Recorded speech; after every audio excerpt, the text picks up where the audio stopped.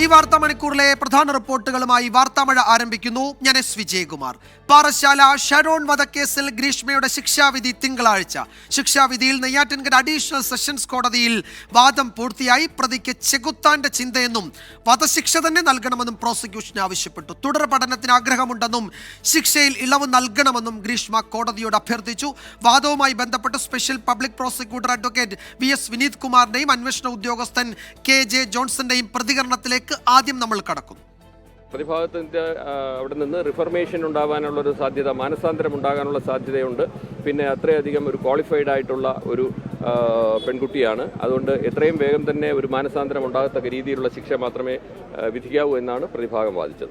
സാഹചര്യ തെളിവുകൾ കൊണ്ട് മാത്രം തന്നെ അത് വളരെ സുനിശ്ചിതമായിട്ടുള്ള തെളിവുകളാണ് എങ്കിൽ അത് ഒരു മിറ്റിഗേറ്റിംഗ് സർക്കംസ്റ്റാൻസസ് അല്ലെങ്കിൽ ഒരു അഗ്രവേറ്റിംഗ് സർക്കംസ്റ്റാൻസസുമായിട്ട് താരതമ്യം ചെയ്തിട്ട് തീരുമാനിക്കേണ്ടി വരുന്ന സമയത്ത് വളരെ കൃത്യമായിട്ടുള്ള തെളിവ്, സാഹചര്യ തെളിവുണ്ടെങ്കിൽ അത് വച്ച് വധശിക്ഷ വിധിക്കുന്നതിന് യാതൊരുവിധ തടസ്സവും ഇല്ല എന്ന് മാത്രമല്ല, അങ്ങനെ നിലനിൽക്കില്ല എന്ന് പറയുന്ന വാദം ഒരിക്കലും നിലനിൽക്കില്ല എന്നും കൂടെ സുപ്രീം കോടതി പറഞ്ഞു. ആ ഒരു റൂളിംഗും കൂടെ ഞാൻ സബ്മിറ്റ് ചെയ്തിട്ടുണ്ട്. പ്ലാനിങ്ങോടുകൂടി, കരുതലോടുകൂടി എല്ലാ വശങ്ങളും പരിശോധിച്ച് തെളിവ് നശിപ്പിക്കുന്നതിന് വേണ്ടിയിട്ടും അതുപോലെ തന്നെ മറച്ചു വയ്ക്കുന്നതിന് വേണ്ടിയിട്ടും അന്വേഷണം തെറ്റിദ്ധരിപ്പിക്കുന്നതിന് വേണ്ടിയിട്ടുള്ള എല്ലാ വിധത്തിലുള്ള ബുദ്ധിയും പ്രതി ഉപയോഗിച്ചിട്ടുണ്ട്. അപ്പോൾ ഇതിൽ ശിക്ഷ ഇളവ് ചെയ്ത് കൊടുത്താൽ ഭാവിയിൽ മറ്റ് കുറ്റകൃത്യത്തിൽ കിടക്കുന്നതിന് വേണ്ടിയിട്ടുള്ള ഒരു പ്രിപ്പറേഷനും അതിനുള്ള അവസരമാണ് ഒരുക്കി കൊടുക്കുക. ആസൂത്രണത്തിൻ്റെ എല്ലാ നാൾ വഴികളിലുള്ള തെളിവുകളും പ്രോസിക്യൂഷൻ ഹാജരാക്കിയതാണ്. പെട്ടെന്നുള്ള ഒരു പ്രകോപനവും ഉണ്ടായിട്ടില്ല. അതുമാത്രമല്ല, ഇതിനു വേണ്ടിയിട്ടുള്ള പ്രിപ്പറേഷൻ നടത്തിയതിൻ്റെ എല്ലാ രേഖകളും പ്രോസിക്യൂഷൻ കോടതിയിൽ ഹാജരാക്കിയിട്ടുണ്ട്. ഇത് ആദ്യത്തെ അറ്റംപ്റ്റ് അല്ല. ഷഫീദ് റാവുത്തർ വിവരങ്ങൾ നൽകും നെയ്യാറ്റിൻകരയിൽ നിന്ന്. ഷഫീദ്, ഇതിൽ പരമാവധി ശിക്ഷ ക്യാപിറ്റൽ പണിഷ്മെന്റ് തന്നെ കൊടുക്കണമെന്ന നിലപാടിൽ പ്രോസിക്യൂഷൻ ഉറച്ചു നിൽക്കുന്നു. അതിന്റെ സാഹചര്യം സ്പെഷ്യൽ പബ്ലിക് പ്രോസിക്യൂട്ടർ ആവർത്തിച്ച് കോടതിയിൽ സൂചിപ്പിക്കുകയും ചെയ്തു. എന്നാൽ പ്രായത്തിന്റെ ഇളവ്, ഇനി തുടർ പഠനം വേണം, മാനസാന്തരം വന്ന ഈ സമൂഹത്തിൽ, ഒരു പരിഷ്കൃത സമൂഹത്തിൽ ജീവിക്കാൻ പറ്റും എന്ന പ്രതിഭാഗത്തിന്റെ വിശദീകരണം, ഇതൊക്കെയാണ് കോടതിയുടെ മുന്നിലുള്ളത്. തിങ്കളാഴ്ചയാണ് ശിക്ഷാവിധി. ഇന്നത്തെ ഈ ശിക്ഷന്മേലുള്ള വാദത്തെ നമുക്ക് ചുരുക്കി എങ്ങനെ പങ്കുവയ്ക്കാം? വിജയകുമാർ, ഇന്ന് രാവിലെ 11 കൂടിയാണ് തിരുവനന്തപുരം നെയ്യാറ്റിൻകര അഡീഷണൽ സെഷൻസ് കോടതിയിൽ ഈ കേസിന്റെ ശിക്ഷാവിധികളുമായി ബന്ധപ്പെട്ട നടപടികൾ ആരംഭിച്ചത്. ആ നടപടികൾ ആരംഭിച്ചപ്പോൾ തന്നെ ഇക്കാര്യത്തിൽ ജഡ്ജ് ആദ്യം തന്നെ ഗ്രീഷ്മയോട് ചോദിച്ചു എന്തെങ്കിലും പറയാനുണ്ടോ എന്ന്. ഗ്രീഷ്മ തന്റെ ആവശ്യങ്ങൾ അത് എഴുതി അറിയിക്കുകയായിരുന്നു. ബിരുദാനന്തര ബിരുദ പഠനം സർട്ടിഫിക്കറ്റ് അടക്കം ജഡ്ജിന് മുൻപിൽ കൈമാറി തനിക്ക് തുടർ പഠനം ഉറപ്പാക്കണം, മാത്രമല്ല പരമാവധി ശിക്ഷയിൽ ഇളവ് അനുവദിക്കണമെന്നും ഗ്രീഷ്മ ജഡ്ജിയോട് നേരിട്ട് പറഞ്ഞു. പിന്നാലെയാണ് പ്രോസിക്യൂഷൻ വാദം ഉന്നയിച്ചത്. പ്രോസിക്യൂഷൻ കൃത്യമായ വാദങ്ങൾ മുന്നോട്ട് വെച്ചത്. ഏറ്റവും പ്രധാനപ്പെട്ട കാര്യം, ഒരു യുവാവിന്റെ സ്നേഹത്തെയാണ് ഗ്രീഷ്മ കൊലപ്പെടുത്തിയത്. ഷാരോൺ വീട്ടിലേക്ക് വിളിച്ചു വരുത്തിയത് മുതൽ ഇക്കാര്യത്തിലെ ആസൂത്രണം ആരംഭിക്കുന്നു. സ്നേഹം നടിച്ചാണ് വിളിച്ചു വരുത്തിയത്. ഗ്രീഷ്മയുടെ മനസ്സിൽ ചെകുത്താൻ ചിന്ത, ഡെവിൾസ് തോട്ടാണ്. ഈ ഡെവിൾസ് തോട്ട് എന്നുള്ള തോക്ക് അല്ലെങ്കിൽ ഡെവിൾസ് നേച്ചർ എന്നുള്ള വാക്ക് 5ഓളം തവണ പ്രോസിക്യൂഷൻ ഇന്ന് കോടതിയിൽ ആവർത്തിച്ച് പറഞ്ഞു. മാത്രമല്ല 11 ദിവസം ഷാരോൺ വേദന അനുഭവിച്ചു. ആ വേദനയോളം വരില്ല മറ്റൊരു വേദനയെന്നും പ്രോസിക്യൂഷൻ പറഞ്ഞു. ഈ സാഹചര്യത്തിൽ ഇതിനെ ഒരു അപൂർവമായ കേസായി കണ്ട് പരമാവധി ശിക്ഷ, അതായത് വധശിക്ഷ തന്നെ ഗ്രീഷ്മയ്ക്ക് നൽകണം എന്നുള്ളതായിരുന്നു special public prosecutor VS Vineeth Kumar ഇക്കാര്യത്തിൽ ആവശ്യപ്പെട്ട കാര്യം. ഇനി രണ്ടാമത്തേത് പ്രതിഭാഗമാകട്ടെ, ഈ വിഷയത്തിൽ അവർ പറഞ്ഞ ഏറ്റവും പ്രധാനപ്പെട്ട കാര്യം, സാഹചര്യ തെളിവുകൾ മാത്രമാണ് ഈ കേസിലുള്ളത്. സാഹചര്യ തെളിവുകൾ അടിസ്ഥാനമാക്കി ഡെത്ത് പണിഷ്മെന്റ് അതല്ലെങ്കിൽ വധശിക്ഷ പറയുമ്പോൾ അക്കാര്യത്തിൽ ഉന്നത കോടതികളുടെ നിരീക്ഷണം കൂടി മനസ്സിലാക്കണം. സാഹചര്യ തെളിവുകൾ കൊണ്ട് അടിസ്ഥാനമായി നിരക്കുന്നതല്ല എന്നുള്ളതായിരുന്നു പ്രതിഭാഗത്തിന്റെ ഈ വിഷയത്തിലെ പ്രധാനപ്പെട്ട വാദം. കൂടാതെ ഈ ഗ്രീഷ്മ ഷാരോണുമായുള്ള ബന്ധത്തിൽ നിന്ന് പുറത്തു കടക്കാൻ പലതവണ ശ്രമിച്ചു. എന്നാൽ ഷാരോൺ വിടാതെ പിന്തുടർന്നു. സ്വകാര്യ നിമിഷങ്ങൾ ഉൾപ്പെടെ ഷാരോൺ സൂക്ഷിച്ചു. മാത്രമല്ല ഈ ദൃശ്യങ്ങൾ ഉപയോഗിച്ചുകൊണ്ട് തുടർച്ചയായി ഗ്രീഷ്മയെ വിടാതെ ഈ ബ്ലാക്ക്മെയിൽ ചെയ്തു. എനിക്ക് കിട്ടാത്തത് വേറെ ആർക്കും കിട്ടരുതെന്ന് ഷാരോണിന് വാശിയുണ്ടായിരുന്നെന്നും ഒരാൾക്ക് സഹിക്കാവുന്നതിനും അപ്പുറമായിരുന്നു അതെന്നും അതാണ് കൃത്യത്തിലേക്ക്, ഒരുപക്ഷെ ആ രീതിയിൽ കോടതി ഇപ്പോൾ കണ്ടെത്തിയതുപോലെ കൃത്യത്തിലേക്ക് നയിച്ചതെങ്കിൽ അങ്ങനെ ഒരു സാഹചര്യമുണ്ട്, അതിനെ ധാർമ്മികമായി ന്യായീകരിക്കരുത് എന്നതടക്കമുള്ള വാദം അത് പറഞ്ഞു. മാത്രമല്ല അവർ അവസാനമായി പറഞ്ഞു വെച്ചത് പരമാവധി നൽകാൻ കഴിയുന്നത് ജീവപര്യന്തമാണ്. എന്നാൽ ഇവിടെ 10 വർഷമായി ശിക്ഷ കുറയ്ക്കേണ്ട സാഹചര്യങ്ങൾ, ഇളവ് നൽകേണ്ട സാഹചര്യം ഈ വിഷയത്തിലുണ്ട് എന്നാണ് പ്രതിഭാഗം പറഞ്ഞ് അവസാനിപ്പിച്ചിരിക്കുന്നത്. ഏതായാലും സാഹചര്യത്തിലുള്ള അടിസ്ഥാനത്തിൽ ഈ കേസിന്റെ സാഹചര്യത്തിൽ നിർണായകമായ ഈ കേസിൽ നെയ്യാറ്റിൻകര അഡീഷണൽ സെഷൻസ് കോടതി അത് വിധി പറയുക, അത് തിങ്കളാഴ്ചയാകും. സാഹചര്യ തെളിവുകൾ തന്നെ ഇത്തരം കേസുകളിൽ മതിയായതാണ് എന്ന സുപ്രീം കോടതിയുടെ പ്രധാനപ്പെട്ട ഒരു ഉത്തരവടക്കം പ്രോസിക്യൂഷൻ ഗ്രീഷ്മയ്ക്ക് പരമാവധി ശിക്ഷ നൽകണമെന്ന് സ്ഥാപിക്കാൻ കോടതിക്ക് കൈമാറിയിട്ടുണ്ട്. വിചാരണ കോടതി അതൊക്കെ പരിശോധിച്ച് തിങ്കളാഴ്ചയാണ് പ്രതിയുടെ ശിക്ഷ പ്രഖ്യാപിക്കാൻ പോകുന്നത്. പാലക്കാട് മണ്ണാർക്കാട് നബീസ കൊലപാതകത്തിൽ ശിക്ഷാവിധി ഉച്ചകഴിഞ്ഞ് 3 മണിക്കാണ്. നബീസയുടെ കൊച്ചുമകൻ ബഷീറും ഭാര്യ ഫസീലയും കുറ്റക്കാരാണ് എന്ന് ഇന്നലെ മണ്ണാർക്കാട് കോടതി കണ്ടെത്തിയിരുന്നു. ഇന്ന് രാവിലെ ശിക്ഷാവിധി സംബന്ധിച്ച് അന്തിമവാദം പൂർത്തിയായി. വിപിൻ സി വിജയൻ കോടതിയിൽ നിന്ന് വിശദാംശങ്ങൾ നൽകും. വിപിൻ, ഇതിൽ പ്രതിഭാഗം, പ്രത്യേകിച്ച് നബീസ അല്ലെങ്കിൽ ഇതിൽ പ്രതിഭാഗത്തിന് പറയാനുള്ളത് അവരുടെ കുടുംബ പശ്ചാത്തലം, കൊച്ചുകുട്ടിയുണ്ട്, അപ്പോൾ ആ കുട്ടിയെ നോക്കാനൊന്നും ആരുമില്ല തുടങ്ങിയ മനുഷ്യത്വപരമായ ചില കാരണങ്ങൾ കോടതിക്ക് മുൻപാകെ നിരത്തിയിട്ടുണ്ട്. വിചാരണ കോടതിയുടെ എന്തെങ്കിലും പ്രതികരണം ഈ വാദങ്ങളിൽ ഉണ്ടായിരുന്നോ?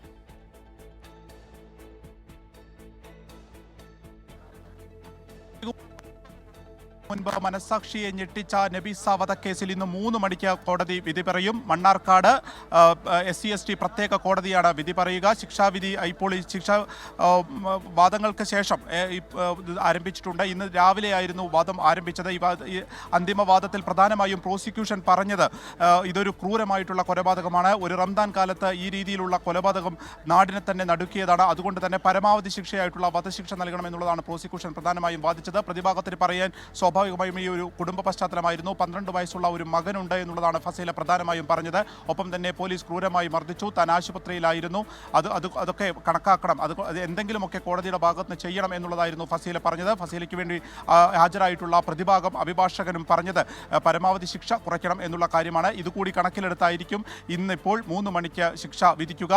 ഒരു ജീവപര്യന്തം ശിക്ഷ ആയിരിക്കും ലഭിക്കുക എന്നുള്ളതാണ് ഇപ്പോൾ അറിയുന്നത്. ആ ഒരു കാര്യങ്ങളിലേക്കാണ് പോകുന്നത് എന്നുള്ളത് മനസ്സിലാക്കുന്നു. ഒപ്പം തന്നെ ഈ ഒരു കേസിനെ സംബന്ധിച്ച് ഇതൊരു ഇവരുടെ വല്യമ്മയായിരുന്നു. വല്യമ്മയെ വിഷം കൊടുത്ത് കൊലപ്പെടുത്തി എന്നുള്ളതാണ് കേസ്. അതിൽ ഫസീലയും അതുപോലെ തന്നെ ബഷീറുമാണ്. ഇവരുടെ പേരമകനാണ് ബഷീർ, അവരുടെ ഭാര്യയാണ് ഫസീല. ഇവർ രണ്ടുപേരും വീട്ടിലേക്ക് വിളിച്ചു കൊണ്ടുപോയി ആദ്യം ചീരക്കറിയിൽ വിഷം കൊടുത്ത് കൊലപാതകത്തിന് ശ്രമിക്കുന്നു. അതേശുന്നില്ല എന്ന് കാണുമ്പോൾ ബലം പ്രയോഗിച്ച് വിഷം വായിൽ ഒഴിച്ചു കൊടുത്ത് കൊലപ്പെടുത്തി എന്നുള്ളതാണ് ഈ കേസ്. അതിനുശേഷം നായടിപ്പാറയിൽ കൊണ്ടുപോയി മൃതദേഹം തള്ളുകയായിരുന്നു. ഒരു ദിവസം മൃതദേഹം വീട്ടിൽ സൂക്ഷിച്ചതിന് ശേഷമാണ് അത് കൊണ്ടുപോയി പുറത്ത് തള്ളുന്നത്. ഒപ്പം തന്നെ ഇതോടനുബന്ധിച്ച് അവരൊരു ശരി വിപിൻ, എന്തായാലും 3 മണിക്ക് പ്രതികളുടെ ശിക്ഷ പ്രഖ്യാപിക്കും. ശിക്ഷയിന്മേലുള്ള വാദം വിചാരണ കോടതിയിൽ പൂർത്തിയായി. വിപിൻ സി വിജയനാണ് മണ്ണാർക്കാട് കോടതിയിൽ നിന്ന് വിവരങ്ങൾ നൽകിയത്. ഇന്നത്തെ മറ്റൊരു പ്രധാന റിപ്പോർട്ടിലേക്ക് വാർത്താമഴ കടക്കുകയാണ്. പാലക്കാട് കഞ്ചിക്കോട് വൻകിട വിദേശമദ്യ നിർമ്മാണശാലയ്ക്ക് അനുമതി ഉത്തരവ് ഇറങ്ങിയതിന് പിന്നാലെ സർക്കാരിനെതിരായ ആരോപണങ്ങൾ കടുപ്പിക്കുകയാണ് പ്രതിപക്ഷം. എക്സൈസ് മന്ത്രി MP രാജേഷ് കമ്പനിയുടെ മാനേജരെ പോലെ സംസാരിക്കുന്നുവെന്ന് പ്രതിപക്ഷ നേതാവ് VD സതീശൻ ആരോപിച്ചു. ഭരണം തീരുന്നതിന് മുൻപുള്ള കടുംവട്ടാണിത് എന്ന് മുൻ പ്രതിപക്ഷ നേതാവ് രമേശ് ചെന്നിത്തലയും കുറ്റപ്പെടുത്തി. പാലക്കാട് ജില്ലയിലെ Kanjikode ethanol multi feed distillation unit അടക്കമുള്ള സ്ഥാപിക്കാൻ അനുമതി നൽകിക്കൊണ്ടുള്ള ഉത്തരവ് ഇന്നാണ് പുറത്തു വന്നത്. 4 ഘട്ടമായി 600 കോടി രൂപ മുതൽ മുടക്കിലാണ് ഒയാസിസ് കൊമേഴ്ഷ്യൽ പ്രൈവറ്റ് ലിമിറ്റഡ് എന്ന കമ്പനി മദ്യനിർമ്മാണശാലയും ബ്രൂവറിയും സ്ഥാപിക്കുക. കമ്പനിക്ക് അനുമതി നൽകിയതിൽ അഴിമതിയുണ്ടെന്നാണ് പ്രതിപക്ഷ ആരോപണം. എനിക്കാണ് കമ്പനി ഭയങ്കര കമ്പനിയാണെന്ന് പറഞ്ഞിട്ട് കമ്പനിയുടെ പ്രൊപ്പഗാൻഡ മാനേജരെ പോലെയാണ് മന്ത്രി സംസാരിച്ചത്. കമ്പനിക്ക് വേണ്ടിയിട്ടാണ് സംസാരിച്ചത്. കമ്പനിയുടെ മാനേജിംഗ് ഡയറക്ടർ പോലും കമ്പനിക്ക് വേണ്ടി ഇത്രയും ഭയങ്കരമായിട്ട് പറയില്ല. ആ ആരോപണത്തിന് മറുപടി പറയാതെ കോൺഗ്രസിൽ ഞാൻ രമേശ് ചെന്നിത്തലയും തമ്മിൽ തർക്കമെന്ന് പറഞ്ഞു. ഞങ്ങൾ തമ്മിൽ ഒരു തർക്കമില്ല. ഇനി മന്ത്രി രാജേഷിന് വിഷമമുണ്ടെങ്കിൽ ഞങ്ങൾ ഒരുമിച്ച് പത്രസമ്മേളനം നടത്താം. മുഖ്യമന്ത്രിക്കും തീരുമാനത്തിൽ പങ്കുണ്ടെന്നാണ് പ്രതിപക്ഷ ആരോപണം. ഇത് മാർക്സിസ്റ്റ് പാർട്ടി വൻതോതിൽ പണമുണ്ടാക്കാനുള്ള വഴിയായിട്ടാണ് ഇത് കാണുന്നത്. എന്നും എക്സൈസ് വകുപ്പ് മാർക്സിസ്റ്റ് പാർട്ടിയുടെ ഒരു കറവപ്പശുവാണ്. ഇപ്പോഴും അതിനുവേണ്ടി വിനിയോഗിക്കുകയാണ്. MP രാജേഷ് മന്ത്രി പറഞ്ഞു എല്ലാ നിയമപരമായ നടപടിയും സ്വീകരിച്ചാണ് മുന്നോട്ട് പോയത്. ഏത് നിയമ നടപടിയാണ് സ്വീകരിച്ചത്? പ്രതിപക്ഷത്തിന് വിഷയദാരിദ്ര്യമാണെന്നും കോൺഗ്രസിലെ അധികാര തർക്കമാണ് ആരോപണങ്ങൾക്ക് പിന്നിലെന്നുമാണ് എക്സൈസ് മന്ത്രി MP രാജേഷിന്റെ മറുപടി. 24 തിരുവനന്തപുരം. അതേസമയം ഈ വിഷയത്തിൽ പ്രതിപക്ഷം അനാവശ്യ വിവാദങ്ങൾ ഉണ്ടാക്കുകയാണെന്ന് LDF കൺവീനറും മുൻ എക്സൈസ് മന്ത്രിയുമായ TP രാമകൃഷ്ണൻ കുറ്റപ്പെടുത്തി.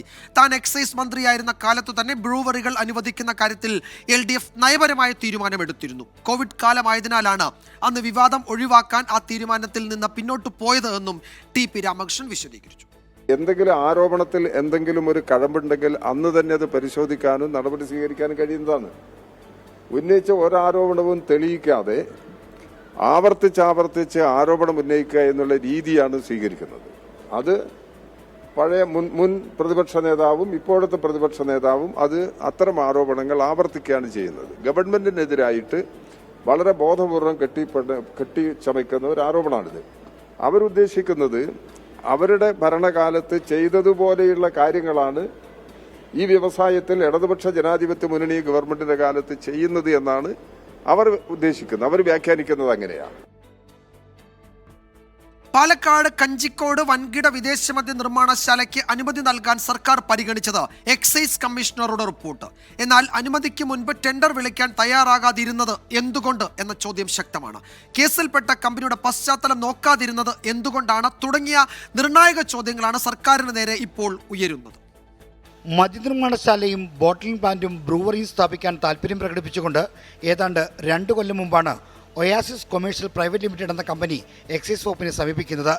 സർക്കാരിന്റെ നിർദ്ദേശപ്രകാരം അപേക്ഷ പരിശോധിച്ച എക്സൈസ് കമ്മീഷണർ അനുകൂല റിപ്പോർട്ട് നൽകിയതോടെയാണ് പ്രാരംഭാനുമതി നൽകുന്നതിന് കളമൊരുങ്ങുന്നത്. 2024 ഫെബ്രുവരി 6-നാണ് ഒയാസിസ് കമ്പനിയുടെ സമാന പദ്ധതികളുള്ള പരിചയസമ്പത്തും സാങ്കേതിക വൈദഗ്ധ്യവും പദ്ധതി വന്നാൽ ഉണ്ടാകാവുന്ന തൊഴിൽ സാധ്യതയും ചൂണ്ടിക്കാട്ടി എക്സൈസ് കമ്മീഷണർ റിപ്പോർട്ട് നൽകുന്നത്. അതും കഴിഞ്ഞ് 1 വർഷമാകുമ്പോഴാണ് പ്രാരംഭാനുമതി കൊടുക്കാൻ മന്ത്രിസഭ തീരുമാനമെടുത്തത്.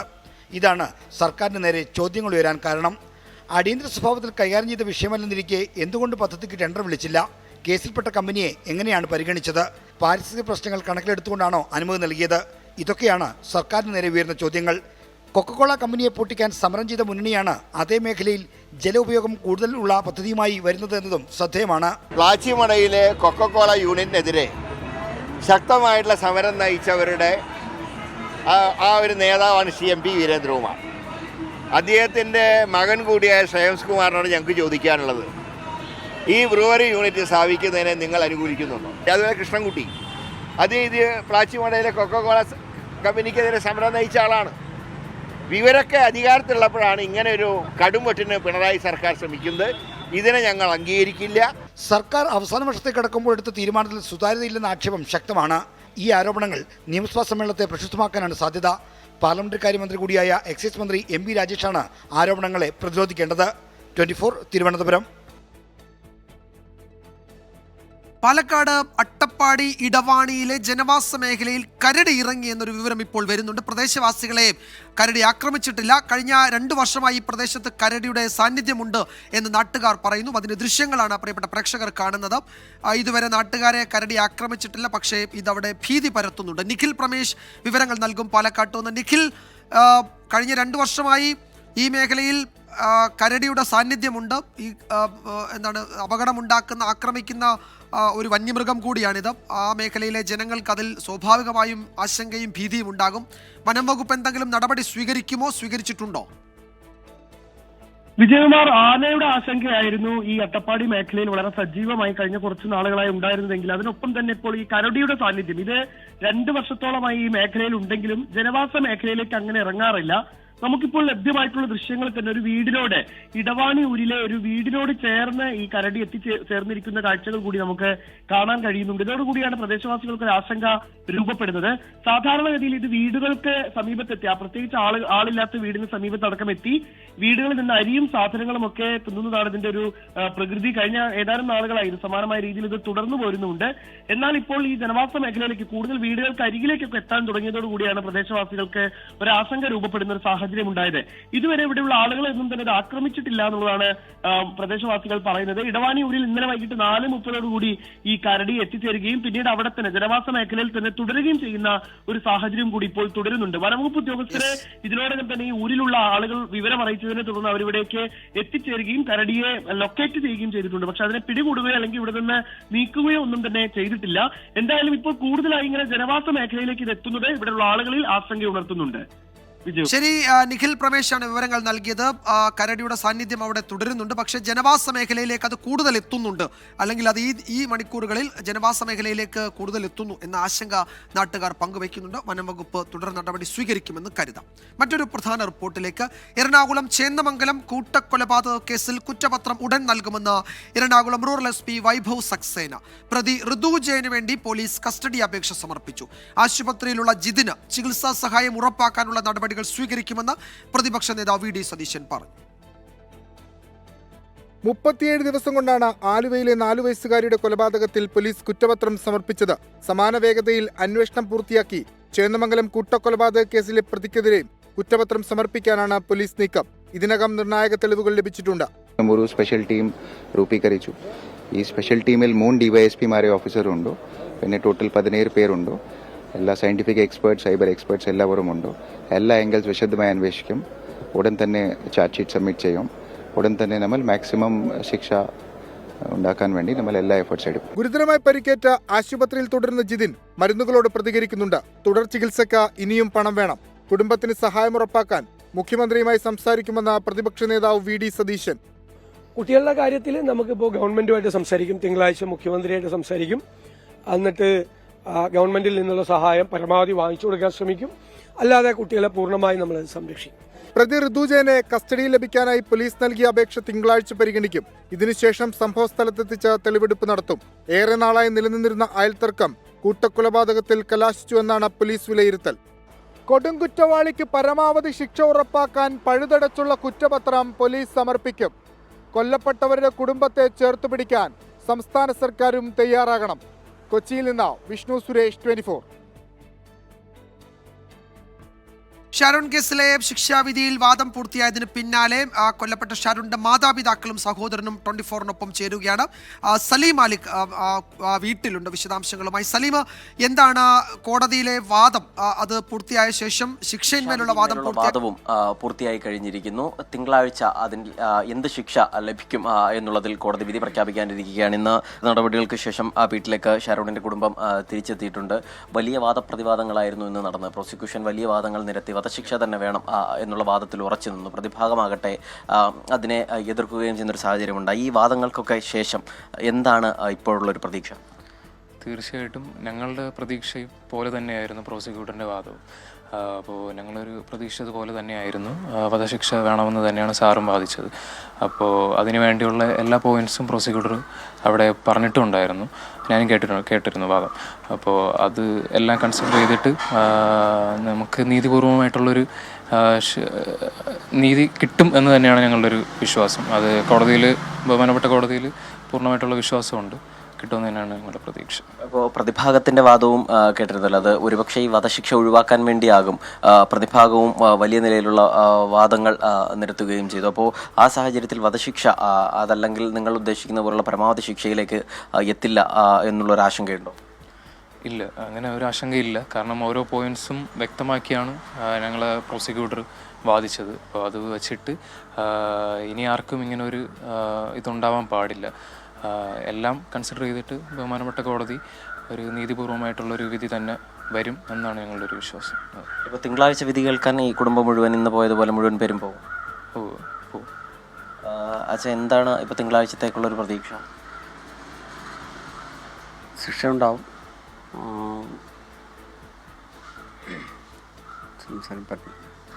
മനസ്സിലായി. അമ്മ എന്താണ് ഈ ഒരു ശിക്ഷാവിധിയിൽ പ്രതീക്ഷ? പരമാവധി ശിക്ഷ തന്നെയാണ് നിങ്ങൾ ആഗ്രഹിക്കുന്നതെന്ന് അറിയാം. ബഹുമാനപ്പെട്ട കോടതി ഞങ്ങൾക്ക് നീതിപൂർവമായ ശിക്ഷാവിധി തരുമെന്ന് ഞങ്ങൾക്ക് ഉറപ്പുണ്ട്, വിശ്വാസമുണ്ട്. ഉറപ്പായും ഷാരോണിന് തിങ്കളാഴ്ച നീതി ലഭിക്കുമെന്ന പ്രതീക്ഷ തന്നെയാണുള്ളത്. ഒരു ചോദ്യം കൂടി, കഴിഞ്ഞ ദിവസം ഈ അമ്മയെ വെറുതെ വിട്ടതുമായിട്ട് അത് രാവിലെ നിങ്ങൾ നിലപാട് വ്യക്തമാക്കിയിരുന്നു. ഇനി തുടർന്ന് അമ്മയ്ക്കെതിരെയുള്ള നിയമ നടപടിയൊന്നും ഉണ്ടാകില്ല എന്നുള്ളത് അങ്ങനെ തന്നെയല്ലേ ഇപ്പോഴും? അത് തീർച്ചയായിട്ടും ഞാൻ രാവിലെ പറഞ്ഞതുപോലെ തന്നെ തെളിവുകളുടെ അടിസ്ഥാനത്തിലാണ് അത് വിധി വന്നിട്ടുള്ളത്. അപ്പോൾ കാര്യമായിട്ടുള്ള കൊലപാതകം എന്നുള്ളൊരു തെളിവൊന്നും അമ്മയ്ക്കെതിരെ വന്നിട്ടില്ല. അതുകൂടാതെ തെളിവ് നശിപ്പിച്ചു എന്നുള്ളൊരു ഭാഗമാണ്. അതിൻ്റെ ആ ഒരു തെളിവിൻ്റെ അടിസ്ഥാനത്തിലാണ് ഇപ്പോൾ വിധി വന്നിട്ടുള്ളത്. അതിനെ പൂർണ്ണമായിട്ട് അംഗീകരിക്കുകയാണ് ഞങ്ങൾ. ഉറപ്പായും അപ്പോൾ ആ നിലയിലാണ് ഇപ്പോൾ ഈ കുടുംബത്തിൻ്റെ പ്രതികരണം. എന്തായാലും അവർ തിങ്കളാഴ്ച, ഈ കഴിഞ്ഞ ദിവസം ഈ സഹോദരൻ മാത്രമായിരുന്നു കോടതിയിലേക്ക് പോയിരുന്നത്. ഇന്ന് ശിക്ഷാവിധിയിന്മേലുള്ള വാദത്തിന് കുടുംബം മുഴുവൻ പോയി. തിങ്കളാഴ്ചയും സമാനമായി കുടുംബം മുഴുവൻ ശിക്ഷാവിധി എന്ത് എന്നറിയാൻ നെയ്യാറ്റിൻകര കോടതിയിലേക്ക് പോകും എന്നാണ് പറയുന്നത്. ക്യാമറാമാൻ വിപിൻ വേളിക്കൊപ്പം സലീം മാലിക്, 24 തിരുവനന്തപുരം. മറ്റൊരു റിപ്പോർട്ടിലേക്ക്. വിൽപത്ര കേസിൽ മന്ത്രി കെ.ബി. ഗണേഷ് കുമാറിന് ആശ്വാസം. വിൽപത്രത്തിലെ ഒപ്പ് പിതാവ് ആർ ബാലകൃഷ്ണപിള്ളയുടേത് തന്നെയെന്ന് ഫോറൻസിക് പരിശോധനയിൽ കണ്ടെത്തി. കെ.ബി. ഗണേഷ് കുമാർ വിൽപത്രം വ്യാജമായി നിർമ്മിച്ചു എന്നായിരുന്നു ആരോപണം. 24 എക്സ്ക്ലൂസീവ്. രണ്ടാം LDF സർക്കാരിലെ ആദ്യ 2.5 വർഷം മന്ത്രിയാകേണ്ട അവസരം ഉൾപ്പെടെ ഗണേഷ് കുമാറിനെ നഷ്ടപ്പെടുത്തിയതാണ് വിൽപത്ര കേസ്.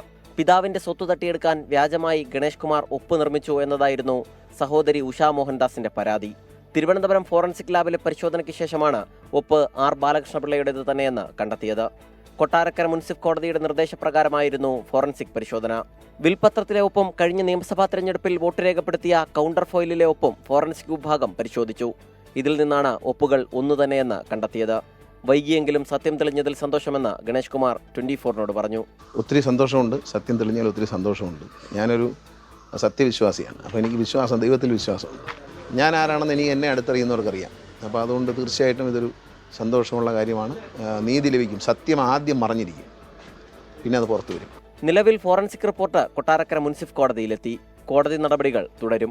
33 ഇടങ്ങളിലായുള്ള വിദ്യാഭ്യാസ സ്ഥാപനങ്ങളും കോടിക്കണക്കിന് രൂപ വിലമതിക്കുന്ന സ്ഥലങ്ങളും 270 പവൻ സ്വർണവും ആർ ബാലകൃഷ്ണപിള്ളയുടെ പേരിലുണ്ട് എന്നതായിരുന്നു കോടതിയിൽ നൽകിയ സത്യവാങ്മൂലം.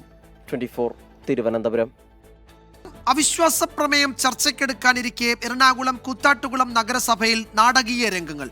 UDF പിന്തുണ പ്രഖ്യാപിച്ച LDF അംഗത്തെ CPIMകാർ തട്ടിക്കൊണ്ടുപോയി എന്നാണ് പരാതി.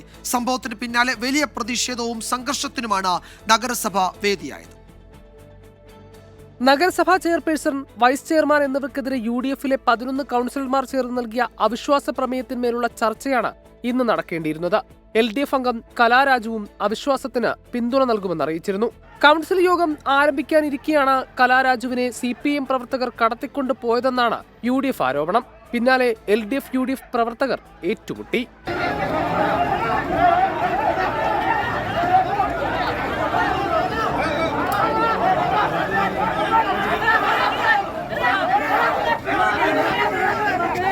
സംഘർഷം രൂക്ഷമായതോടെ അനൂപ് ജേക്കബ് MLA ഉൾപ്പെടെ സ്ഥലത്തെത്തി. പോലീസ് നോക്കി നിൽക്കെയുണ്ടായ സംഭവങ്ങളിൽ നടപടി ആവശ്യപ്പെട്ട UDF പ്രവർത്തകർ കൂത്താട്ടുകുളം പോലീസ് സ്റ്റേഷൻ ഉപരോധിച്ചു. കൂത്താട്ടുകുളം മുനിസിപ്പാലിറ്റിയിൽ LDFനെതിരെയുള്ള അവിശ്വാസമായിരുന്നു. ആ അവിശ്വാസത്തിന് UDFന് ഭൂരിപക്ഷം നിലനിൽക്കുകയാണ്. കലാരാജു എന്ന കൗൺസിലറെ ബലമായി CPM നേതാക്കൾ പിടിച്ച് മുനിസിപ്പൽ ചെയർപേഴ്സൻ്റെ, അതായത് കൂത്താട്ടുകുളം മുനിസിപ്പൽ ചെയർപേഴ്സൻ്റെ ഔദ്യോഗിക വാഹനത്തിൽ തട്ടിക്കൊണ്ടുപോയി. അതാണ് നടന്നത്. ഒരു വെള്ളരിക്ക പട്ടണത്തിന്റെ അവസ്ഥ. UDF അവിശ്വാസ പ്രമേയ ചർച്ച ബഹിഷ്കരിച്ചു. അവിശ്വാസ പ്രമേയത്തിൽ പങ്കെടുക്കേണ്ടതില്ല എന്ന മുൻ തീരുമാനപ്രകാരമാണ് അംഗങ്ങൾ വിട്ടുനിന്നതെന്നാണ് LDFന്റെ വിശദീകരണം. 24 കൊച്ചി. അതേസമയം എറണാകുളം കൂത്താട്ടുകുളം നഗരസഭയിലെ കൗൺസിലറെ തട്ടിക്കൊണ്ടുപോയ സംഭവത്തിൽ കൗൺസിലർ കലാരാജുവിന്റെ മകൾ മുഖ്യമന്ത്രിക്കും DGPക്കും പരാതി നൽകി നടപടിയെടുക്കണമെന്നാവശ്യപ്പെട്ട് പോലീസ് ഉദ്യോഗസ്ഥരെ DCC അധ്യക്ഷൻ മുഹമ്മദ് ഷിയാസിന്റെ നേതൃത്വത്തിൽ ഉപരോധിച്ചു. അശ്വിൻ പാലാഴി വിശദാംശങ്ങൾ നൽകും കൊച്ചിയിൽ നിന്ന്. അശ്വിൻ, വലിയ സംഘർഷാവസ്ഥ നേരത്തെ ഉണ്ടായിരുന്നു. കോൺഗ്രസിന്റെ പ്രധാനപ്പെട്ട നേതാക്കൾ, യൂത്ത് കോൺഗ്രസ് നേതാക്കളൊക്കെ പോലീസ് ഉദ്യോഗസ്ഥരുമായി തർക്കിക്കുന്നത് നമ്മൾ കണ്ടതാണ്. ഇപ്പോൾ സ്ഥിതിഗതികൾ നിയന്ത്രണ വിധേയമാണോ? ഈ കൗൺസിലർ എവിടെ എന്ന ചോദ്യമാണല്ലോ പ്രധാനം. എവിടെയാണ് ആ കൗൺസിലർ? അതിനൊരു ഉത്തരമില്ലാത്ത ചോദ്യമാണ് വിജയകുമാർ. എവിടെയാണ് ഈ കൗൺസിലർ എന്നുള്ള കാര്യത്തിൽ ഇതുവരെയും ഒരു സൂചനയും കിട്ടിയിട്ടില്ല. പോലീസ് അന്വേഷണം നടക്കുന്നുണ്ടെന്ന് പറയുന്നുണ്ടെങ്കിലും അതിലൊരു സൂചന പോലീസും ഇതുവരെ പങ്കുവെക്കുന്നില്ല. അതാണ് ഈ പ്രശ്നങ്ങളെല്ലാം രൂക്ഷമാകാനും കാരണം. അല്പസമയം മുമ്പ് മുഹമ്മദ് ഷിയാസും യൂത്ത് കോൺഗ്രസ് നേതാവ് അബിൻ വർക്കിയുമെല്ലാം ഇവിടെ എത്തി DYSP അടക്കമുള്ള ആളുകളുമായി സംസാരിക്കുമ്പോഴും അവർ ഒരു അനുകൂല മറുപടി നൽകുന്നില്ല. അതാണ് വീണ്ടും ഒരു സംഘർഷ സാധ്യതയിലേക്കൊക്കെ പോലീസ് സ്റ്റേഷൻ പോകാൻ കാരണമായത്. ഒരു താക്കീത് UDF നേതാക്കൾ നൽകിയിട്ടുണ്ട്. 3 മണിക്ക് വൈസ് ചെയർമാൻ സ്ഥാനത്തേക്കുള്ള അവിശ്വാസ പ്രമേയ ചർച്ചയ്ക്കെടുക്കുകയാണ്. ആ പ്രമേയം ചർച്ചയ്ക്കെടുക്കുമ്പോൾ കാണാതായ കൗൺസിലറെ കൗൺസിൽ യോഗത്തിൽ കൊണ്ടുവരണം എന്നുള്ളൊരു കാര്യമാണ് പോലീസിനോട് പറഞ്ഞിരിക്കുന്നത്. ഇല്ലെങ്കിൽ സ്ഥിതിഗതികൾ ഇതിലും വഷളാകും എന്നുള്ളൊരു മുന്നറിയിപ്പ് UDF നേതാക്കൾ നൽകിയിട്ടുണ്ട്. ഇതുവരെ ഒരു അറിവുമില്ല. എന്തായാലും കേട്ടുകേൾവിയില്ലാത്തൊരു സംഭവമാണ്. ഈ തട്ടിക്കൊണ്ടുപോകാൻ ഉപയോഗിച്ചത് എന്ന് പറയുന്നത് നഗരസഭയുടെ ഔദ്യോഗിക വാഹനമാണ്. അത് ഓടിച്ചത് നഗരസഭയുടെ ഡ്രൈവറല്ല, മറ്റൊരു SFI നേതാവാണ് എന്നുള്ളതാണ് UDF നേതാക്കൾ ആരോപിക്കുന്നത്. അയാളുടെ ചിത്രവും ഈ വാഹനത്തിൽ തട്ടിക്കൊണ്ടുപോകുന്ന ദൃശ്യങ്ങളും അടക്കം നൽകിയിട്ടും പോലീസ് അനങ്ങുന്നില്ല എന്നുള്ള ആരോപണമാണ് UDF നേതാക്കൾ ഉന്നയിക്കുന്നത്. എന്തായാലും ഉച്ചയ്ക്ക് ശേഷം എന്താകുമെന്നുള്ളതാണ് അറിയേണ്ടത്. സാഹചര്യം വഷളായാൽ നിയന്ത്രിക്കാൻ വേണ്ടിയുള്ള വലിയ പോലീസ് സ്നേഹം തന്നെ നിലവിൽ കൂത്താട്ടുകുളത്ത് എത്തിയിട്ടുണ്ട്.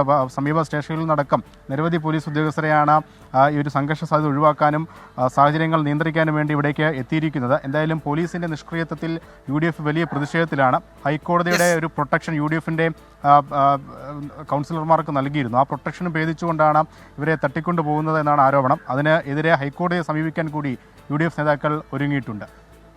ഏതായാലും കൗൺസിലർ കലാരാജു എവിടെ എന്ന ചോദ്യത്തിന് ഉത്തരമില്ല. മുഖ്യമന്ത്രിക്കും DGPക്കും മകൾ പരാതി നൽകിയിട്ടുണ്ട്. ഉച്ചയ്ക്ക് ശേഷം ഈ ചർച്ച നടക്കുന്ന സമയത്ത് കലാരാജു എന്ന കൗൺസിലർ അവിടെ ഉണ്ടായില്ലെങ്കിൽ വലിയ പ്രതിഷേധത്തിലേക്ക് പോകുമെന്ന് കോൺഗ്രസ് നേതാക്കൾ മുന്നറിയിപ്പ് നൽകുകയും ചെയ്തിട്ടുണ്ട്. അശ്വിൻ പാലാഴിയാണ് വിവരങ്ങൾ നൽകിയത്.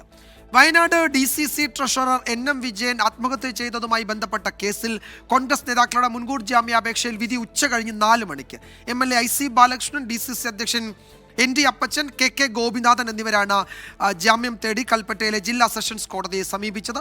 സുർജിത്ത് അയ്യപ്പത്ത് വിവരങ്ങൾ നൽകും. കൽപ്പറ്റയിൽ നിന്ന് സുർജിത്ത്, കോൺഗ്രസ് നേതാക്കളെ സംബന്ധിച്ച് വളരെ നിർണായകമാണ് ഈ കേസിലെ വിധി. ജാമ്യം അനുവദിക്കുന്നില്ല എങ്കിൽ അറസ്റ്റ് അടക്കമുള്ള നടപടിയിലേക്ക് പോലീസ് കടക്കും. അങ്ങനെയാണെങ്കിൽ കാര്യങ്ങൾ കുറെ കൂടി സങ്കീർണമാകും. എന്തൊക്കെയാണ് വിവരങ്ങൾ? വിജയകുമാർ, ഈ സമീപകാലത്തൊന്നും വയനാട്ടിലെ കോൺഗ്രസ് ഇത്ര പ്രതിരോധത്തിലായ മറ്റൊരു സംഭവം ഉണ്ടായിട്ടില്ല. DCC ട്രഷറർ NM വിജയന്റെയും മകൻ ജിജേഷിന്റെയും ആത്മഹത്യയുമായി ബന്ധപ്പെട്ടാണ് അത് വലിയ രീതിയിലുള്ള വിവാദമാവുകയും അതിനകത്ത് നിയമനക്കോഴയടക്കമുള്ള ആരോപണങ്ങൾ ഉയർന്നു വരികയും ചെയ്ത പശ്ചാത്തലത്തിൽ കൂടിയാണ് ഈ ആത്മഹത്യാക്കുറിപ്പും അനുബന്ധമായി ചില കത്തുകളും പുറത്തു വരുന്നത്. അതിൽ എന്തായാലും അതുമായി ബന്ധപ്പെട്ട് ആണ് ഇപ്പോൾ കോൺഗ്രസ് നേതാക്കളെ പ്രതി ചേർത്ത് പോലീസ് കേസ് രജിസ്റ്റർ ചെയ്തത്. അതിൽ ഒരാൾ MLA ആണ്, IC ബാലകൃഷ്ണൻ.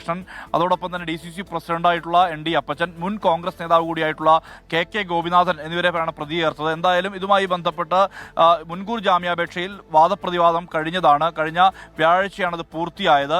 അതിൽ പലതരത്തിലുള്ള വാദമുഖങ്ങൾ ഇരുപക്ഷവും പ്രോസിക്യൂഷനും ഒപ്പം തന്നെ പ്രതിഭാഗവും ഉന്നയിക്കുന്ന സ്ഥിതി ഉണ്ടായിട്ടുണ്ട്. എന്തായാലും ഇന്ന് രാവിലെ കേസ് കോടതി പരിഗണിച്ചു. 4 മണിക്ക് വിധി പറയുമെന്നുള്ള തരത്തിൽ കോടതി നിലപാടെടുത്തിട്ടുണ്ട്. എന്തായാലും 4 മണിക്ക് ആ വിധിയിലേക്കാണ് എല്ലാവരും ഉറ്റുനോക്കുന്നത്.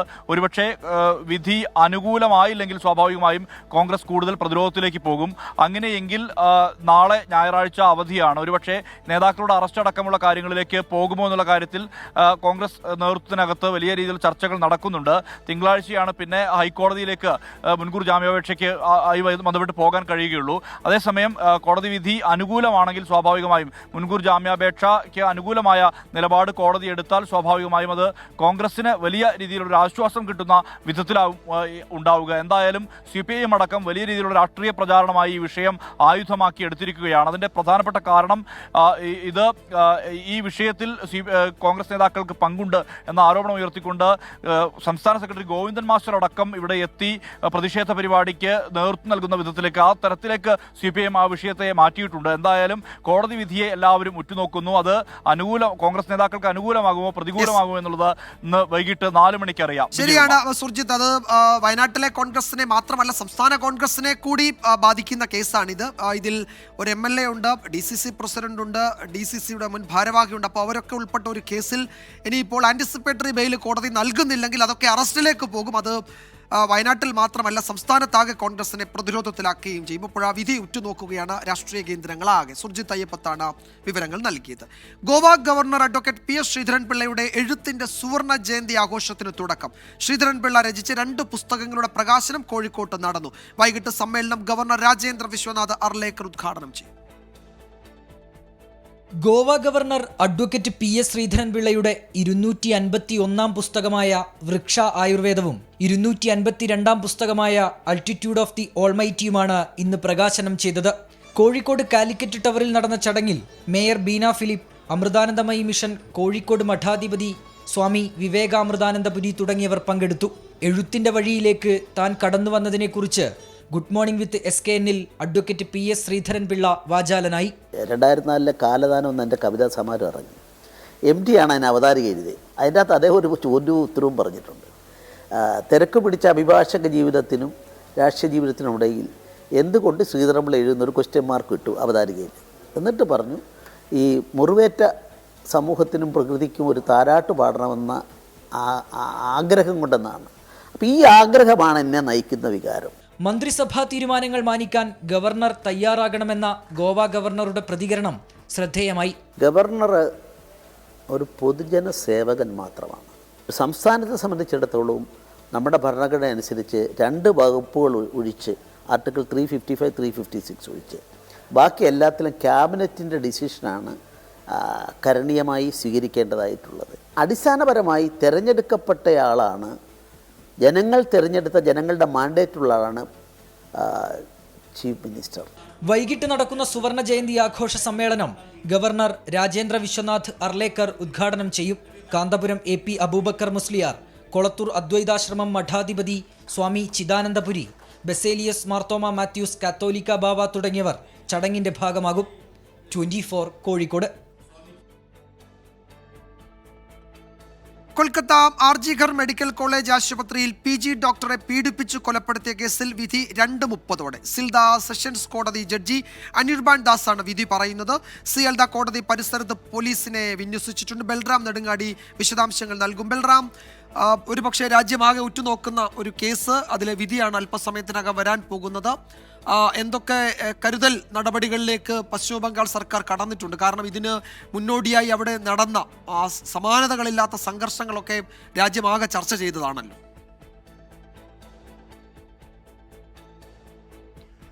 വിജയകുമാർ, രാജ്യം മുഴുവൻ ഉറ്റുനോക്കുന്ന ഒരു വിധിയാണ് സിയാൽദ അഡീഷണൽ സെഷൻസ് കോടതിയിൽ നിന്നും വരാൻ ഇരിക്കുന്നത്. രാജ്യത്തെ തന്നെ ഞെട്ടിച്ച വലിയ പ്രതിഷേധങ്ങൾക്ക് കാരണമായ ആർജിക്കർ മെഡിക്കൽ കോളേജിലെ ഡ്യൂട്ടിയിലുണ്ടായിരുന്ന റെസിഡന്റ് ഡോക്ടർ ക്രൂര ബലാത്സംഗത്തിനിരയായി കൊല ചെയ്യപ്പെട്ട സംഭവം തുടർന്ന് ഈ ആരോഗ്യ പ്രവർത്തകരുടെ സുരക്ഷയ്ക്കായുള്ള പ്രത്യേക സമിതിയുടെ രൂപീകരണത്തിനും രാജ്യവ്യാപക പ്രതിഷേധങ്ങൾക്കും ഇടവച്ചിരുന്നു. ഇതെല്ലാം കണക്കാക്കിക്കൊണ്ടുള്ള മുൻകരുതൽ നടപടികൾ തന്നെ കൊൽക്കത്തയിൽ സ്വീകരിച്ചിരിക്കുന്നു പോലീസ്. സിയാൽദ കോടതി പരിസരത്ത് 300ഓളം പോലീസുകാരെയാണ് വിന്യസിച്ചിരിക്കുന്നത്. കൂടാതെ ആർജിക്കർ മെഡിക്കൽ കോളേജ് പരിസരത്തും പോലീസിനെ വിന്യസിച്ചിട്ടുണ്ട്. ഈ പെൺകുട്ടിക്ക് നീതി ഉറപ്പാക്കുന്നതെന്നാവശ്യപ്പെട്ടുള്ള പ്രതിഷേധങ്ങൾ ഇപ്പോഴും തുടരുകയാണ് കൊൽക്കത്തയിൽ എന്ന സാഹചര്യം നിലനിൽക്കുന്നുണ്ട്. ഒപ്പം തന്നെ ഈ പ്രതിഷേധക്കാരും കൊല്ലപ്പെട്ട റെസിഡന്റ് ഡോക്ടറുടെ കുടുംബാംഗങ്ങളും ഈ കേസ് അന്വേഷിക്കുന്ന CBIയുടെ അന്വേഷണത്തിലും നടപടികളിലും പൂർണ്ണ തൃപ്തരല്ല. കഴിഞ്ഞ ദിവസം മാധ്യമങ്ങളോട് പ്രതികരിച്ച ഘട്ടത്തിൽ തന്നെ ഇക്കാര്യം അവർ വ്യക്തമാക്കിയതാണ്. കോടതിയിൽ നിന്നും തങ്ങൾക്ക് നീതി ലഭിക്കും എന്ന പ്രതീക്ഷ നിലനിൽക്കുന്നുണ്ട്. ലഭിച്ചില്ല എങ്കിൽ ഏതറ്റം വരെയും പോരാട്ടത്തിന് തയ്യാറാണ് എന്നാണ് ഈ പെൺകുട്ടിയുടെ കുടുംബാംഗങ്ങൾ മാധ്യമങ്ങളോട് പ്രതികരിച്ചിരിക്കുന്നത്. അല്പസമയത്തിനകം തന്നെ ഈ വിധി 2:30 ഈ വിധി ഉണ്ടാകുമെന്നാണ് നിലവിൽ ലഭ്യമാകുന്ന വിവരം. ഇത് പ്രതിഷേധങ്ങൾ ഇനി ഉയരുകയാണെങ്കിൽ അത് ഉൾപ്പെടെ കണക്കാക്കിക്കൊണ്ടുള്ള കരുതൽ നടപടികളും പോലീസ് സ്വീകരിച്ചിട്ടുണ്ട്. വിജയകുമാർ. ബൽറാം നെടുങ്ങാടിയാണ് വിവരങ്ങൾ നൽകിയത്. ഉച്ചയ്ക്ക് ശേഷം പ്രധാനപ്പെട്ട കോടതി വിധികൾ ഒരു പിടി വരാനുണ്ട്. 2:30 ആർജികർ കേസിലെ വിധി, 3 മണിക്ക് നബീസ കേസിൽ ഒരു വിധി വരാനിരിക്കുന്നു. 4 മണിക്ക് വയനാട്ടിൽ IC ബാലകൃഷ്ണൻ MLA ഉൾപ്പെടെ പ്രതിയായ കേസിൽ വിധി വരാനിരിക്കുന്നു. അപ്പോൾ കോടതി വാർത്തകളായിരിക്കും ഉച്ചയ്ക്ക് ശേഷം കൂടുതൽ വരാനിരിക്കുന്നത്. ബോളിവുഡ് താരം സെയ്ഫ് അലി ഖാനെ ആക്രമിച്ച പ്രതിക്കായി അന്വേഷണം അയൽ സംസ്ഥാനങ്ങളിലേക്കും. ആക്രമണത്തിന് ശേഷം വസ്ത്രം മാറി കറങ്ങി നടന്ന പ്രതിയുടെ കൂടുതൽ ദൃശ്യങ്ങൾ ഇതിനിടെ പുറത്തു വന്നു. മുംബൈ ലീലാവതി ആശുപത്രിയിൽ ചികിത്സയിൽ കഴിയുന്ന താരത്തിന്റെ ആരോഗ്യനില കൂടുതൽ മെച്ചപ്പെട്ടു.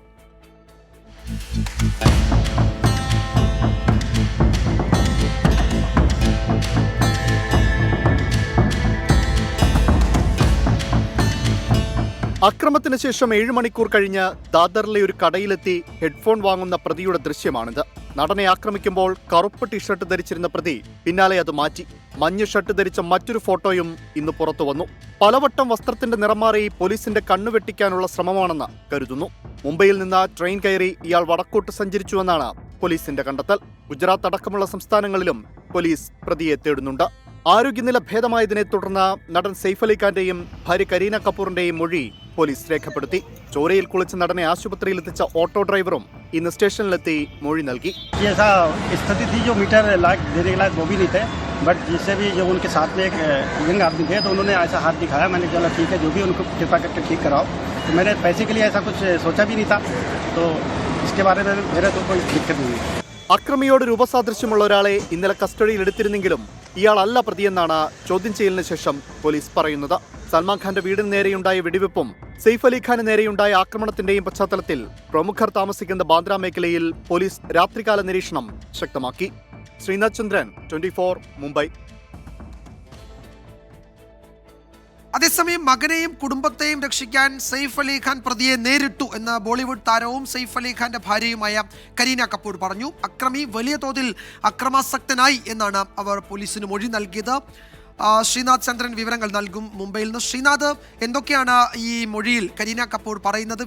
വീട്ടിൽ മോഷണം നടന്നിട്ടില്ല എന്ന് അവരുടെ മൊഴിയിലുണ്ട് എന്ന് ചില ദേശീയ മാധ്യമങ്ങൾ റിപ്പോർട്ട് ചെയ്തിരുന്നു. ഇതൊക്കെ ഈ മൊഴിയുടെ ഭാഗം തന്നെയാണോ?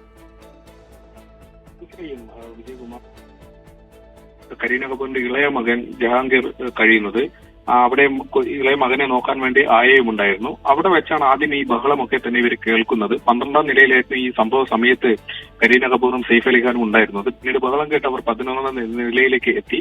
അപ്പോൾ അവിടെ കാണുന്നത് ഒരു അക്രമി കത്തിയൊക്കെ എടുത്ത് ആക്രമിക്കാൻ തക്കവണ്ണം നിൽക്കുന്നതാണ്. ഇത് തടയാൻ ശ്രമിച്ചതോടെ ഇയാൾ വലിയ തോതിൽ അക്രമാസക്തനായി. പിന്നാലെ കുടുംബത്തെ രക്ഷിക്കാൻ വേണ്ടി സെയ്ഫ് അലി ഖാൻ ഇയാളെ കീഴ്പ്പെടുത്താൻ വേണ്ടി ശ്രമിച്ചു എന്നതാണ് ഈ മൊഴിയിലുള്ളത്.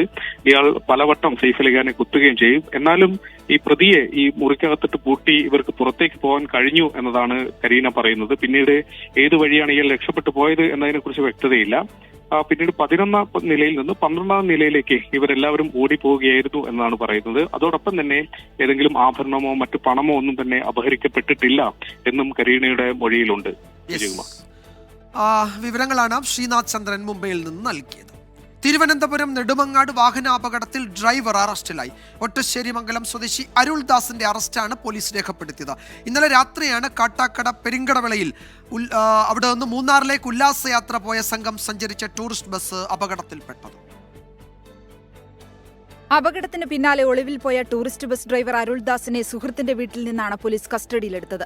നെടുമങ്ങാട് സ്റ്റേഷനിലെത്തിച്ച അരുളിനെ വിശദമായി ചോദ്യം ചെയ്തു. പിന്നാലെ അറസ്റ്റ്. അലക്ഷ്യമായി വാഹനമോടിച്ച് ജീവൻ നഷ്ടപ്പെടുത്തിയതിനെതിരെയുള്ള വകുപ്പുകളാണ് ഡ്രൈവർക്കെതിരെ ചുമത്തിയിരിക്കുന്നത്. അമിത വേഗത്തിൽ വാഹനം വെട്ടിച്ചപ്പോൾ നിയന്ത്രണം വിട്ട് മറിഞ്ഞുവെന്നാണ് അരുൾ പോലീസിന് നൽകിയിരിക്കുന്ന മൊഴി.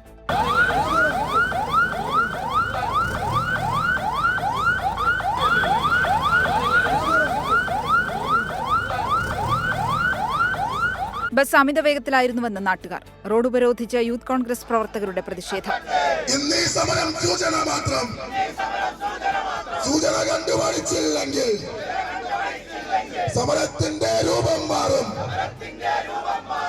കാട്ടാക്കട പെരിങ്കടവിളയിൽ നിന്ന് മൂന്നാറിലേക്ക് വിനോദയാത്ര പോയ സംഘം സഞ്ചരിച്ച ബസ് ഇന്നലെ രാത്രി 10:15 അപകടത്തിൽപ്പെട്ടത്. ഉടൻ തന്നെ നാട്ടുകാരും പോലീസും ഫയർഫോഴ്സും ചേർന്ന് ബസ്സിലുള്ള മുഴുവൻ പേരെയും ആശുപത്രിയിലെത്തിച്ചു.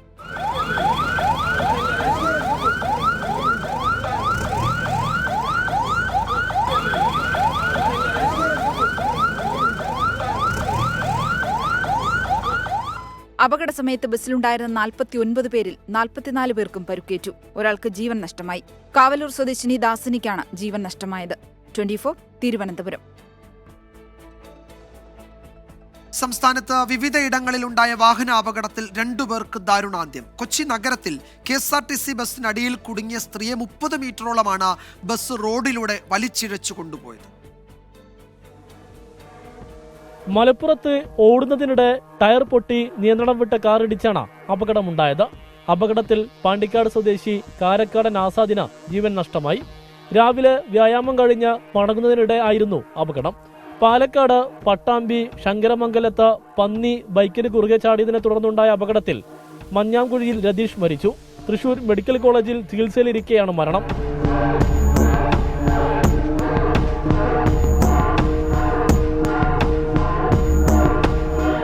കൊച്ചി നഗരത്തിൽ KSRTC ബസ്സിനടിയിൽ കുടുങ്ങിയ സ്ത്രീയെ ബസ് 30 മീറ്ററോളമാണ് റോഡിലൂടെ വലിച്ചു കൊണ്ടുപോയത്. ബസ്സിനടിയിൽപ്പെട്ട വൈക്കം സ്വദേശിനി ജീബയുടെ കാലിന് ഗുരുതര പരിക്കേറ്റു. വേഗം കുറഞ്ഞപ്പോൾ ബസ്സിനടിയിൽ നിന്നും നിലത്തേക്ക് വീഴുകയായിരുന്നു.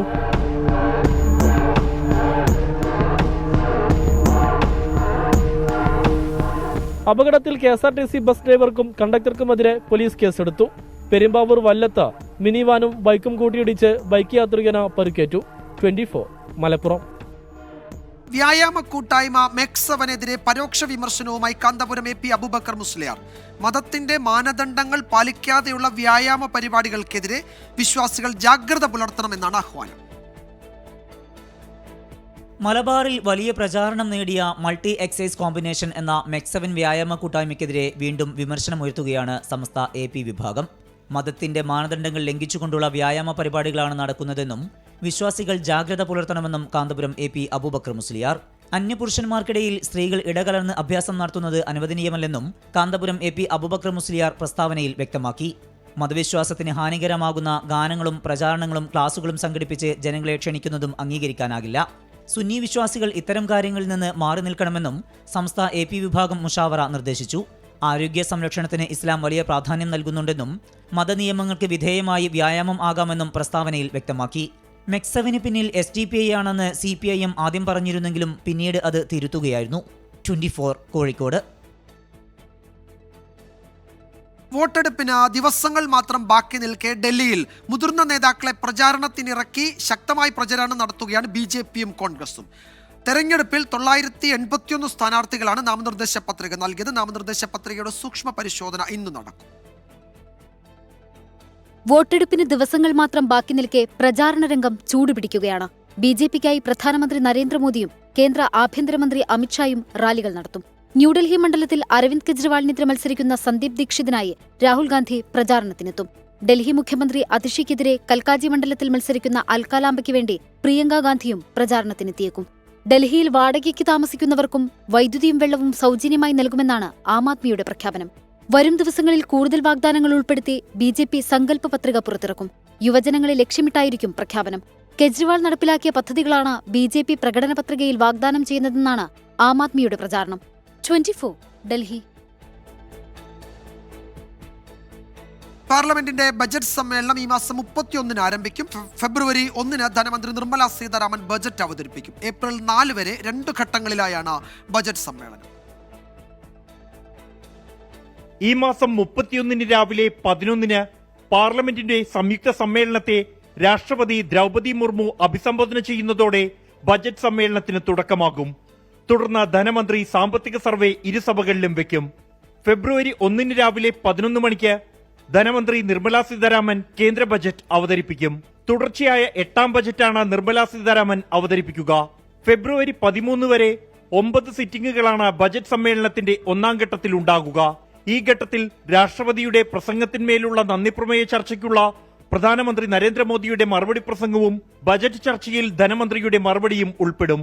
മാർച്ച് 10 മുതൽ ഏപ്രിൽ 4 വരെ 22 സിറ്റിംഗുകൾ അടങ്ങുന്നതാണ് ബജറ്റ് സമ്മേളനത്തിന്റെ 2ാം ഘട്ടം. 24 ഡൽഹി.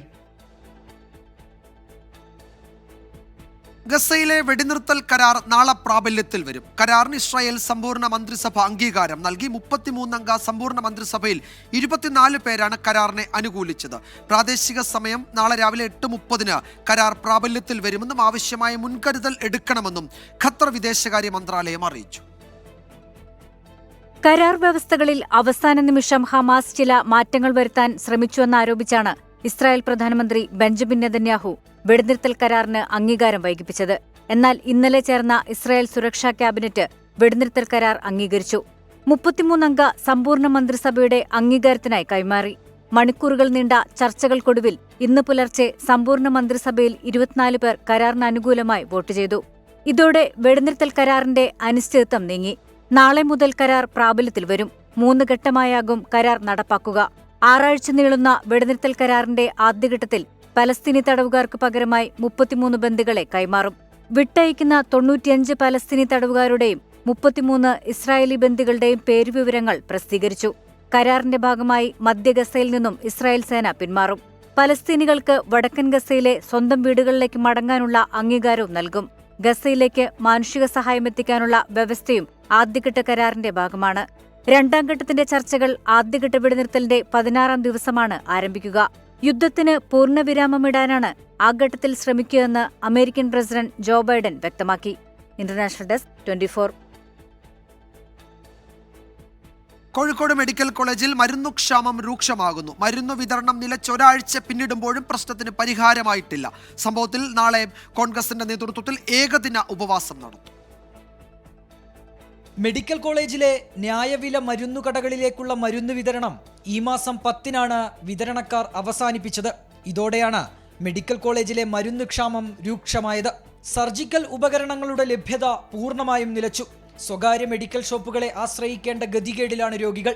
ക്യാൻസർ രോഗികൾ ഉൾപ്പെടെ 10,000 രൂപയോളം അധികം നൽകിയാണ് പുറത്തുനിന്ന് മരുന്നുകൾ വാങ്ങുന്നത്. കോഴിക്കോട് ജില്ലയിൽ 2 മന്ത്രിമാരുണ്ട്. എന്തുകൊണ്ട് ഇതിന് ശാശ്വതമായി പരിഹാരം കാണാൻ 2 മന്ത്രിമാർ ശ്രമിക്കുന്നില്ല എന്നുള്ളതിനെക്കുറിച്ച് ആ മന്ത്രിമാർ കോഴിക്കോട്ട് ജനങ്ങളോട് കയ്യും കെട്ടി ഉത്തരം പറയണം. അതേസമയം 1 മാസത്തെ കുടിശ്ശിക കൂടി നൽകാമെന്ന് ആശുപത്രി അധികൃതർ വിതരണക്കാരെ അറിയിച്ചു. സെപ്റ്റംബർ വരെയുള്ള കുടിശ്ശിക തന്നു തീർക്കാതെ മരുന്ന് വിതരണം പുനരാരംഭിക്കില്ലെന്ന നിലപാടിൽ ഉറച്ചു നിൽക്കുകയാണ് വിതരണക്കാർ. 9 മാസത്തെ കുടിശ്ശികയായ 90 കോടി രൂപ ലഭിക്കാനുള്ള സാഹചര്യത്തിലാണ് വിതരണക്കാർ മരുന്ന് വിതരണം അവസാനിപ്പിച്ചത്. 24 കോഴിക്കോട്. വ്യവസായി ബോബി ചെമ്മണ്ണൂരിന് കാക്കനാട് ജില്ലാ ജയിലിൽ വഴിവിട്ട സഹായം ചെയ്ത മധ്യമേഖലാ ജയിൽ DIGയെയും കാക്കനാട് ജില്ലാ ജയിൽ സൂപ്രണ്ടിനെയും സസ്പെൻഡ് ചെയ്യാൻ ശുപാർശ. ജയിൽ ആസ്ഥാനത്തെ DIG സമർപ്പിച്ച അന്വേഷണ റിപ്പോർട്ടിലാണ് നടപടിക്ക് ശുപാർശ ചെയ്തത്. നടി ഹണി റോസിനെ ലൈംഗികമായി അധിക്ഷേപിച്ച കേസിൽ കാക്കനാട് ജില്ലാ ജയിലിൽ ബോബി ചെമ്മണ്ണൂർ റിമാൻഡിൽ കഴിയുമ്പോഴാണ് മധ്യമേഖലാ jail DIG P Ajayakumar Bobby ചെമ്മണ്ണൂരിന്റെ സുഹൃത്തുക്കളുമായി ജയിലിലെത്തിയത്. ജയിൽ ചട്ടങ്ങൾ പാലിക്കാതെ ബോബി ചെമ്മണ്ണൂരുമായി 2 മണിക്കൂറിലധികം ചിലവഴിക്കാൻ ഇവർക്ക് അവസരം നൽകി. സൂപ്രണ്ടിന്റെ മുറിയിൽ ബോബി ചെമ്മണ്ണൂരിനെ വിളിച്ചു വരുത്തുകയും ജയിലിലെ പ്രോപ്പർട്ടി രജിസ്റ്ററിൽ തിരുത്തൽ വരുത്തുകയും ചെയ്തു എന്നും DIGയുടെ അന്വേഷണത്തിൽ കണ്ടെത്തിയിരുന്നു. അനധികൃതമായ ആളുകളെ ജയിലിലെത്തിച്ചതിൽ വീഴ്ച സംഭവിച്ചുവെന്നും അന്വേഷണത്തിൽ കണ്ടെത്തിയിട്ടുണ്ട്. മധ്യമേഖലാ DIGക്കെതിരെ ജയിൽ സൂപ്രണ്ട് ഒഴികെയുള്ള ജീവനക്കാർ മൊഴി നൽകുകയും ചെയ്തു. ഈ അന്വേഷണത്തിന്റെ അടിസ്ഥാനത്തിലാണ് കാക്കനാട് ജില്ലാ ജയിൽ സൂപ്രണ്ട് രാജു അബ്രഹാം, മധ്യമേഖലാ ജയിൽ DIG പി അജയകുമാർ എന്നിവരെ സസ്പെൻഡ് ചെയ്യാൻ റിപ്പോർട്ട് നൽകിയത്. ഈ റിപ്പോർട്ടിന്മേൽ ആഭ്യന്തര വകുപ്പ് സെക്രട്ടറിയാകും നടപടി സ്വീകരിക്കുക. സർവീസിൽ നിന്നും വിരമിക്കാൻ 6 മാസം മാത്രം ബാക്കിയുള്ളപ്പോഴാണ് മധ്യമേഖലാ ജയിൽ DIGക്കെതിരെ അച്ചടക്ക നടപടി ശുപാർശ ചെയ്യുന്നത്. സംഭവത്തിൽ സാമ്പത്തിക ഇടപാടുകൾ ഉണ്ടായിട്ടുണ്ടോ എന്ന് പരിശോധിക്കണമെന്നും റിപ്പോർട്ടിൽ ശുപാർശ ചെയ്തിട്ടുണ്ട്. 24 കൊച്ചി. രാഹുൽ ഈശ്വറിനെതിരെ നടി ഹണി റോസ് നൽകിയ അധിക്ഷേപ പരാതിയിൽ പോലീസ് കോടതിയിൽ റിപ്പോർട്ട് സമർപ്പിച്ചു. കേസിൽ ഇതുവരെ രാഹുൽ ഈശ്വർ പ്രതിയല്ല എന്ന് പോലീസ് അറിയിച്ചു. നിയമോപദേശത്തിന്റെ അടിസ്ഥാനത്തിൽ തുടർ നടപടികൾ സ്വീകരിക്കും. അതിനിടെ വിമർശനങ്ങളെ സഹിഷ്ണുതയോടെ കാണണമെന്ന് രാഹുൽ ഈശ്വർ പ്രതികരിച്ചു. തന്റെ വാദങ്ങൾ വനിതാ കമ്മീഷനും യുവജന കമ്മീഷനും കേട്ടില്ലെന്നും രാഹുൽ ഈശ്വർ പറഞ്ഞു. കാഴ്ചയുടെ വിസ്മയമൊരുക്കിയ ശാന്തിഗിരി ഫെസ്റ്റ് നാളെ സമാപിക്കും. 1 മാസത്തോളം നീണ്ടുനിന്ന ഫെസ്റ്റിവലിന് വൻ ജനപങ്കാളിത്തമാണ് ഉണ്ടായത്. നാളെ ഫ്ലവേഴ്സ് താരങ്ങളുടെ പ്രത്യേക മ്യൂസിക്കൽ ഷോ ഉണ്ടാകും. സന്ദർശകരുടെ മനസ്സ് നിറച്ചാണ് ശാന്തിഗിരി ഫെസ്റ്റ് സമാപനത്തിലേക്ക് നീങ്ങുന്നത്. 1 മാസത്തോളം നീണ്ട ഫെസ്റ്റിൽ സന്ദർശകർക്കായി വർണ്ണാഭ കാഴ്ചകളാണ് ഒരുക്കിയത്. ഫെസ്റ്റിന് എല്ലാവിധ പിന്തുണയും നൽകിയ 24 ചീഫ് എഡിറ്റർ ആർ ശ്രീകണ്ഠൻ നായർക്ക് നന്ദി അറിയിച്ച് സ്വാമി ഗുരുരത്നം ജ്ഞാന തപസി. ഞാൻ അങ്ങേക്ക് നന്ദി പറയുന്നു. ഈ കാഴ്ചയുടെ ഉത്സവത്തെ ജനങ്ങൾക്ക് എല്ലാവർക്കും വരുവാനും ഇതൊരു വമ്പിച്ച വിജയമാക്കി തീർക്കുവാനും അക്ഷീണമായ പ്രവർത്തനത്തിന് താങ്കളുടെ ടീം ഇവിടെ വന്ന് ഈ കാര്യങ്ങൾ ചെയ്തതിലുള്ള അഗൈതവുമായ സന്തോഷവും നന്ദിയും അറിയിക്കുന്നു. സമാപന ദിവസമായ നാളെ ഫ്ലവേഴ്സ് താരങ്ങളുടെ പ്രത്യേക മ്യൂസിക്കൽ ഷോ ഉൾപ്പെടെ ക്രമീകരിച്ചിട്ടുണ്ട്. 1 മാസത്തോളം നീണ്ട ഫെസ്റ്റിൽ 3 ലക്ഷത്തോളം പേരാണ് പങ്കെടുത്തത്. സമാപനാഘോഷങ്ങളുടെ ഭാഗമായി ഇന്നും നാളെയും ഫെസ്റ്റിൽ മുഴുവൻ പേർക്കും പ്രവേശനം സൗജന്യമാണ്. 24 തിരുവനന്തപുരം. നോക്കാം ഇന്നത്തെ സ്വർണ്ണവില. ഇന്നത്തെ സ്വർണ്ണനിരക്ക് സമർപ്പിക്കുന്നത് സ്പർശ ഗോൾഡ് ആൻഡ് ഡയമണ്ട്സ്. ഡിജിറ്റലാകൂ ഇനി സ്പർശയോടൊപ്പം. സ്വർണ്ണത്തിൽ സ്നേഹത്തിൽ സ്പർശ.